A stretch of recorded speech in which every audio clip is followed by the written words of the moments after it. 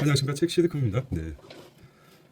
이번 책은 설득의 심리학 제1권입니다. 로버트 치알디니가 썼고요. 네. 워낙 또 유명한 책이죠. 네. 한번 핵심만 한번 정리해 보도록 하겠습니다. 로버트 치알디니는 35년간 사회 심리학 실험과 현장 관찰을 통해서 사람이 예스라고 말하게 만드는 6가지 설득의 원칙을 도출했습니다. 이를 통해 사기꾼은 물론 마케터, 정치가 일상 속의 대화까지 아우르는 심리 조작의 구조를 만들었습니다. 사기꾼까지 또 이렇게 표시를 하네요. 네. 6가지 설득의 원칙을 제목만 한번 보겠습니다. 상호성의 원칙, 일관성의 원칙, 사회적 증거, 호감, 그 다음에 권위, 희소성이라는 6가지 원칙입니다. 상호성, 일관성, 사회적 증거, 호감, 권위, 희소성입니다. 차례차례 한번 보겠습니다. 상호성의 원칙입니다. 사람은 무언가를 받으면 되갚고 싶어하는 심리를 갖는다. 전략은 작은 호의 제공에 큰 제공을 하면 큰 요구를 수락 유도할 수 있다고 합니다. 예를 들면 무료 샘플이나 선물 먼저 주기. 두 번째는 일관성의 원칙입니다. 일단 입장을 표면하면 그에 맞게 행동하려는 심리입니다. 전략은 작고 쉬운 동의를 유도하면 점점 더 큰 요구를 할 수 있답니다. 예를 들었죠. 하나의 그 작은 큰 표지판, 사고가 많은 큰 표지판을 어느 동네에 허락을 받는데 반대를 많이 했다가 작은 어떤 안내문 같은 경우는 허락을 받아서 나중에 그 자신이 원했던 큰 표지판을 동네에 붙일 수 있는 그런 예시를 제시했습니다. 세 번째는 사회적 증거입니다. 사람은 다수가 하는 행동을 따라야 한다고 믿고 있습니다. 많은 고객이 선택했습니다. 이 상품 많은 고객이 선택했습니다. 나도 선택해야 되나? 이 책은 베스트셀러입니다. 일단 베스트셀러라는 그 선입견에 호감을 갖죠. 예를 들면 유튜브 좋아요, 댓글 수, 별점 등을 보고 사람들은 평가하게 됩니다. 선입견적으로 좋은 인상을 받는 거죠. 여기까지 나오네요. 네. 사회적 증거 다음에 호감의 원칙입니다. 네. 자, 호감. 우리는 좋아하는 사람의 말에 더 설득됩니다. 자, 유사성 강조, 칭찬, 외모, 성격, 호감을 유도합니다. 판매자가 나와 닮은 점을 강조해주면 좋아하죠. 네. 그 다음에 권위의 원칙입니다. 사람은 전문가나 권위자의 말에 복종하려는 경향이 있습니다. 직감, 복장, 명함, 박사, 경력의 10년을 강조하고 예를 들면 의사의 복장을 한 배우가 광고하는 건강식품 또 신뢰가 가죠. 사실 치료에 있어서는 권위의 법칙이라는 게 유니폼 어떤 사회적 경계를 나타내죠. 희소성의 원칙, 사람은 희소하거나 사라질 것에 더 큰 가치를 느낀다고 합니다. 자, 이 상품은 한정 수량입니다. 바로 오늘 마감될 것 같아요. 빨리빨리 주문하시기 바랍니다. 절판이 임박됐다고 이렇게 긴장감을 조성하면 상품이 잘 팔리게 되죠. 자,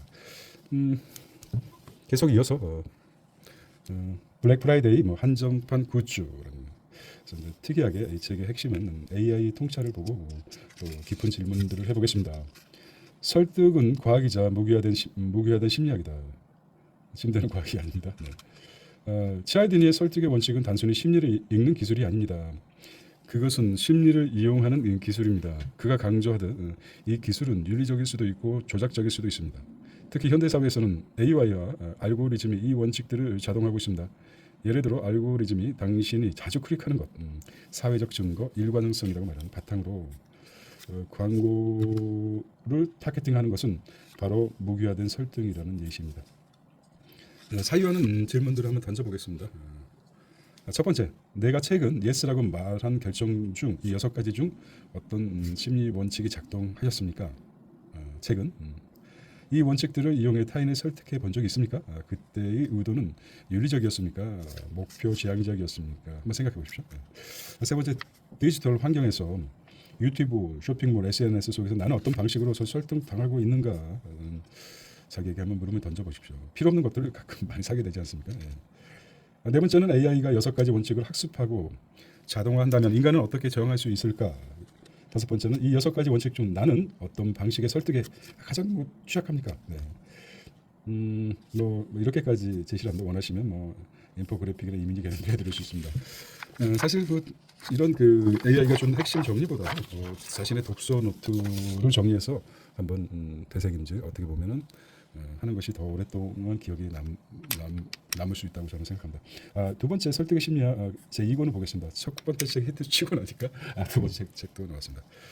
핵심 주제는 사람을 설득하는 무기를 설명했다면 일권은 제2권은 설득 그 전의 심리적 준비 단계 선입 효과를 중심으로 다룹니다. 치알디니는 로버트 치알디니는 사람은 어떤 메시지를 듣기 전 이미 설득 당할 준비가 되어 있다고 합니다. 듣기 전에 이것이 재밌는 문장이에요. 사람들은 메시지를 듣기 전에 이미 설득되어 있는 준비가 되어 있다. 나는 너에게 설득 당할 준비가 되어 있어. 이렇게.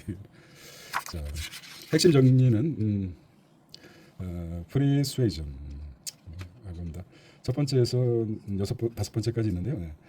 네. 1번 설득은 말하기 전에 시작된다. 무엇을 말하느냐보다 어떻게 말할 수 있도록 환경을 준비하느냐가 중요하다. 예를 들면 세일즈맨이 제품 설명 전에 고객이 믿을 준비가 되었는가를 먼저 설계한다. 자, 두 번째는 아직 안 나오는데 두 번째는 좀 마치겠습니다. 쭉쭉 워낙 또 아날로그 방식이 해가지고 자, 두 번째는 초점 전환입니다. 포커싱 에포트라고 합니까? 표면도 또 밝혀야 좋은데. 자, 사람의 인식을 초점 전환. 사람의 인식은 주의가 향한 대상에 의해 형성된 말이 좀 어렵네요. 원하는 메시지에 사람의 주의를 먼저 끌어야 설득의 효과가 증가된답니다. 자, 예를 들자면 이 제품은 사랑하는 가족을 위한 것입니다. 감정적 공감을 유도합니다. 프라이밍 효과랍니다. 세 번째, 사소한 자극이 사고방식, 판단, 감정을 미묘하게 바꾼다는 것입니다. 회의 전에 협동이라는 단어를 반복하죠. 참석자들은 타협적으로 협동합니다. 이끄는 거죠. 늘 그렇죠. 대표 사장님들은 올해 그 시무식에서 늘 이런 식으로 얘기했죠. 올해 정말 불경기입니다.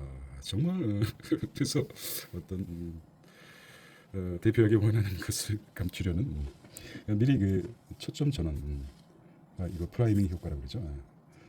회의 전에 미리 자 여러 가지 방식이 있을 겁니다. 생각해 보시면 내가 여기에 속고 있구나 이런 생각이 들 겁니다. 환경 설계, 시선, 배경, 음악, 이미지 등 이게 무의식적으로 설득, 수용 태도도 형성된다. 붉은 조명은 긴장감과 집중을 유도하고 부드러운 조명은 신뢰감을 유도하죠. 그렇죠? 누구냐보다 네 번째 무엇을 먼저 말하느냐가 중요합니다. 무엇을 먼저 말하느냐. 예를 들면 우리는 신뢰할 수 있는 기업입니다를 먼저 말하는 것보다 고객이 우리를 어떻게 평가했는지 먼저 소개가 더 효과적입니다. 자, 자신의 입을 떠들어봤자 좀 덜하다는 거죠. 고객이 우리가 어떻게 평가했는지를 먼저 소개하고 우리는 신뢰받는 기업이다 이런 걸 강조하는 것이겠죠. AI 통찰을 보면은 안 나올 것 같아요. AI 통찰을 보면은 이 책은 단순히 설득 기술이 아니라 설득 기술이 아니라고 합니다. 그건 뭡니까? 늘 이런 식의 그 문장 구조를 갖고 있어요. 아니 인지 편향과 마케팅의 응용 심리학이라고 합니다. 인지 편향과 마케팅의 응용 심리학입니다. 오늘날 광고, 정치 캠페인, UX 디자인 확장입니까? 뉴스 헤드라인 등 거의 모든 커뮤니케이션 전략은 프리슈에이전을 기반으로 합니다. 초점 프리슈에이전 6가지라고 하죠. 따라서 AI와 알고리즘도 점점 더 사용자의 주의 전환을 조작하고 있습니다. 유튜브의 추천 영상, 틱톡의 알고리즘, 네이버 첫 화면 뉴스도 결국 선택하도록 유도하는 설득 전 심리의 프레임입니다. 이게 좀, 모든 것이 선택하도록 유도하는 설득 전 심리전 프레이밍이라고 합니다. 그래서 우리는 늘 그래서 다시 한번 정리해 보겠습니다. 핵심만 프리슈에이전 1번 설득은 말하기 전에 시작된다. 2번 초점 전환 효과, 3번 프라이밍 효과, 4번 환경 설계, 5번 누구냐보다 무엇을 먼저 말하느냐가 중요하다는 것입니다. 그래서 책은 자, 보겠습니다. 네. 책은 내가 내린 판단 중 사실은 그 전에 이미 설득 당하고 있었던 경우가 무엇인가. 내리기 전에 이미 설득 당했죠. 내가 누군가를 설득할 때 말보다 준비된 분위기가 작용한 적은 언제인가. 뉴스, 광고, SNS에서 주의를 빼앗기고 이미 판단을 유도당하고 있는 것은 아닌가. AI 기술이 사람의 선입견을 이용한 설득을 자동화하고 있다면 그것은 윤리적인가 비윤리적인가. 나는 어떤 환경적 자극에 약한가. 시선, 말투, 조명, 음악. 팔랑귀다 하는 어떤 그런 것입니다. 설득의 심리학 두 번째 책이었고요. 세 번째까지 하겠습니다. 설득의 심리학 로버트 치알디니가 베스트셀러가 된 이후에 계속해서 배불리 자, 세 번째 책은 로버트 치알디니의 부제는 영향력이 과학적 법칙 7가지를 자, 7 Universal Principle of Influence라고.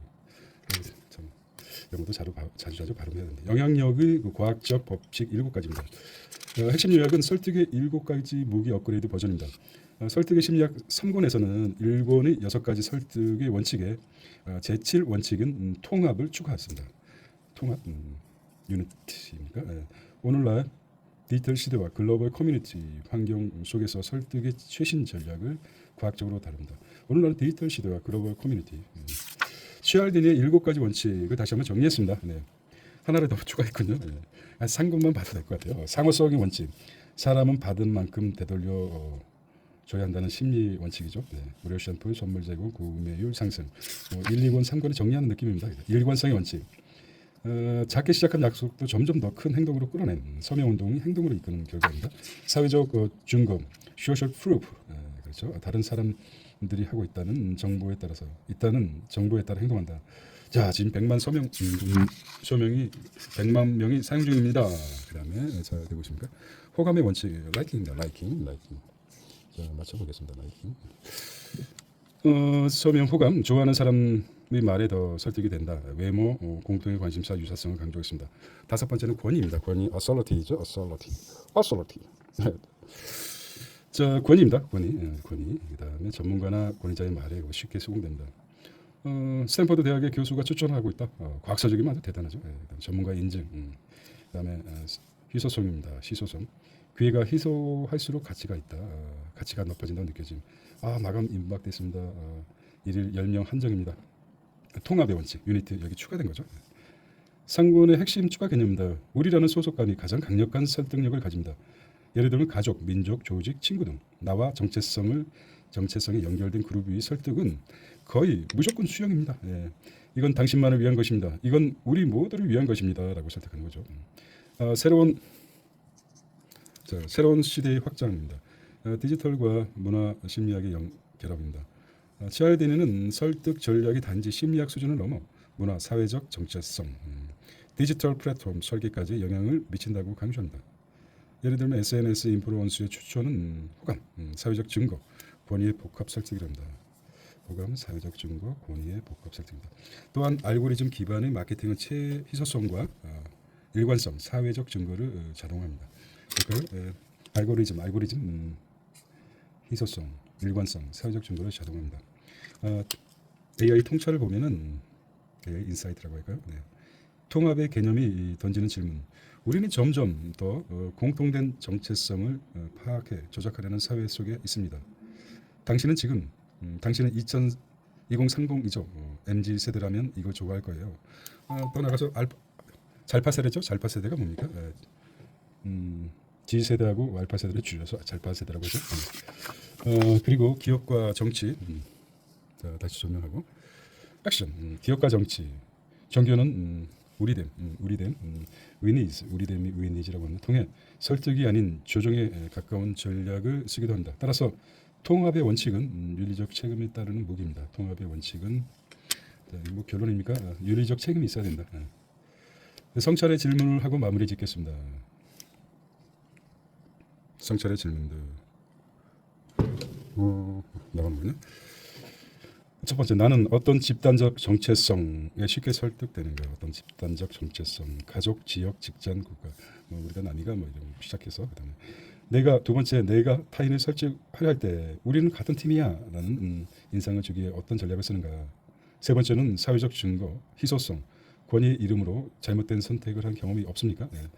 사회적 증거, 희소성, 권위의 이름 여러 가지 원인에 의해서 선택을 집단 국화된 경우 없는가? 네 번째는 내가 지금 소비하는 콘텐츠 중에 나의 소속감을 자극해 구매나 선택을 유도하는 사례는 무엇인가라고 한번 자신에게 질문을 던져보십시오. 자, 설득의 심리학 마지막 3권의 마지막 질문입니다. 자, 이 7가지 원칙이 AI 빅데이터 알고리즘과 결합되면 어떤 위험과 가능성이 생길까요?